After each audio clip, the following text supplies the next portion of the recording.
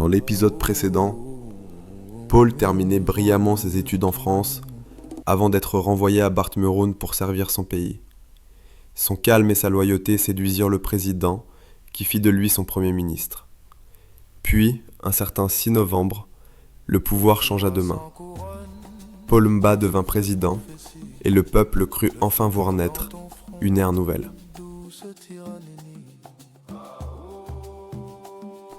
Une fois au pouvoir, le président Paul fut pour la première fois pris par un véritable sentiment de conscience. Lui qui avait reçu de son pays formateur une liste de mesures précises à appliquer, des directives économiques censées renforcer leur influence sur le Barth-Meroun, hésitait. Ce soir-là, le jeune président fit face à son premier grand dilemme. Devait-il choisir son peuple et préserver les valeurs et le bien-être de ses citoyens, ou devait-il suivre la voie que son apprentissage lui avait tracée depuis toujours ? Faire le choix du peuple aurait été une violation de la règle numéro 11 du chapitre Alpha Oméga, les règles ultimes. Ne jamais mordre la main qui nourrit. Cette nuit-là, Paul ne dormit pas. Il y réfléchit longuement, cherchant la réponse entre sa conscience et sa loyauté. Mais il ne fut pas appelé le meilleur élève français pour rien. Au lever du jour, sa décision était prise.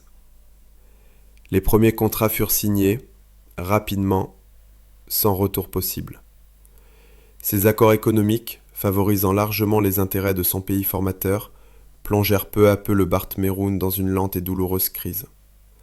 Les banques fermèrent, les emplois disparurent, et pour la première fois depuis longtemps, le peuple de Barth-Meroun eut faim. Ce peuple fier et travailleur, contraint désormais de serrer la ceinture, se mit à murmurer. Les murmures devinrent des cris, et les cris, bientôt, des menaces. C'est ainsi qu'après seulement quelques années de règne, le président Paul connut son premier coup d'État. Une tentative de renversement qui plongea le pays dans le chaos. Les rues s'embrasèrent. Partout nous avions des soulèvements des populations. Femmes, hommes et enfants confondus étaient dans les rues, brandissant des pancartes, demandant le départ de Paul Mba.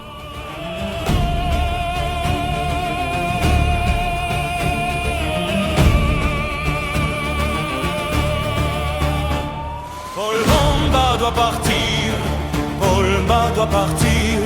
Nos cités perdues, nos routes brisées, nos enfants fuient le désert. À bas la dictature, à bas ces gouvernements corrompus. Le peuple se lève, le peuple reprend sa voix.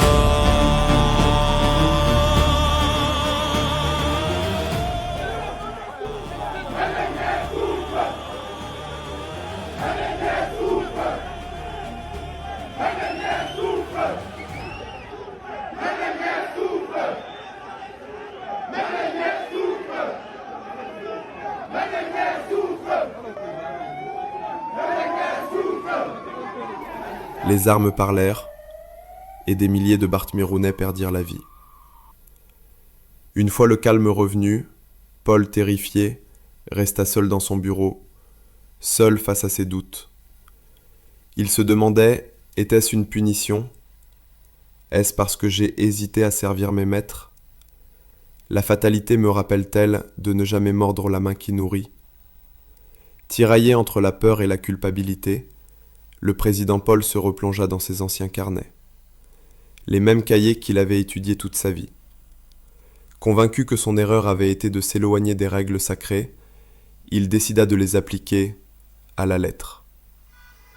Dès lors, Paul se fit de plus en plus rare à l'écran. Il voyageait souvent à l'étranger et n'apparaissait que lors des grandes célébrations nationales, comme la fête du Nouvel An.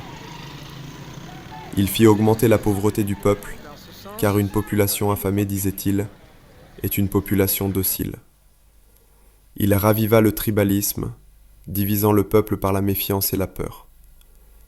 Il fit ouvrir encore plus de bars, fixant le prix de la bière à un tarif stable pour que chacun puisse noyer sa misère sans se plaindre. Il investit massivement dans le football, le seul domaine qui semblait encore unir les Barthmérounais, et dans les coulisses, il encouragea la corruption, les détournements, et modifia enfin la Constitution afin de pouvoir être réélu à volonté.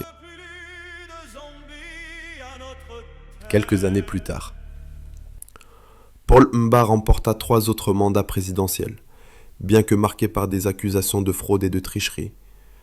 Autour de lui, il avait bâti une véritable machine de corrompus, une machine puissante, qui savait toujours trouver des moyens nécessaires pour que ce soit le peuple affamé lui-même qui participe à falsifier les élections. Ainsi, Paul Mba gagna encore et encore, jusqu'à devenir intouchable à Barthméroun. Dans les coulisses de son parti, sa machine électorale célébrait une nouvelle victoire. Vous devez me remercier d'avoir bien accompli mon travail, ainsi que toutes les personnes qui ont, elles aussi, joué leur rôle, afin que votre champion soit réélu, une fois de plus. Et pendant ce temps, son entourage célébrait, en privé, une nouvelle victoire. On a encore gagné, comme on l'a toujours fait, oh yeah. C'est bien d'avoir une machine si puissante et un peuple divisé. Pouvoir aujourd'hui, pouvoir demain, pouvoir toujours, pouvoir toujours, pouvoir toujours, pouvoir toujours, pouvoir toujours, pouvoir toujours. Aujourd'hui, à l'âge de 95 ans, Paul Mba se représente encore aux élections, face à un peuple désormais décidé au changement. S'il est réélu, il aura alors 105 ans à la fin de son mandat. Mais la question demeure. Les Barthmérounais auront-ils enfin le changement tant attendu? Ou devront-ils encore patienter les 10 prochaines années? À moins qu'un jour ne naisse enfin le sauveur de ce pays. En attendant, le peuple devra continuer à survivre, à s'adapter et à espérer. Le changement n'est pas toujours mauvais. Ouvre ton cœur, laisse-toi emporter. La peur te retient, les portes se ferment, mais le courage t'ouvre un monde qui t'attend.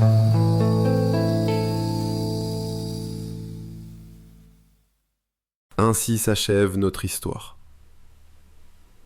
L'histoire d'un enfant met les yeux tournés vers le ciel, d'un rêve devenu destin et d'un destin devenu pouvoir. Le Barthméroun respire encore, entre espoir et résignation, entre mémoire et oubli. Le président Paul, lui, continue son règne silencieux. Peut-être dort-il paisiblement, ou peut-être prépare-t-il déjà la suite. Car dans le grand livre du temps, rien ne se termine vraiment. Les histoires s'endorment, et parfois elles se réveillent dans un autre chapitre. Saison 2, peut-être, ou peut-être pas. Mais souvenez-vous, tant que le Barthméroun existera, ses enfants auront toujours des histoires à raconter. Fin ou simple pause du destin.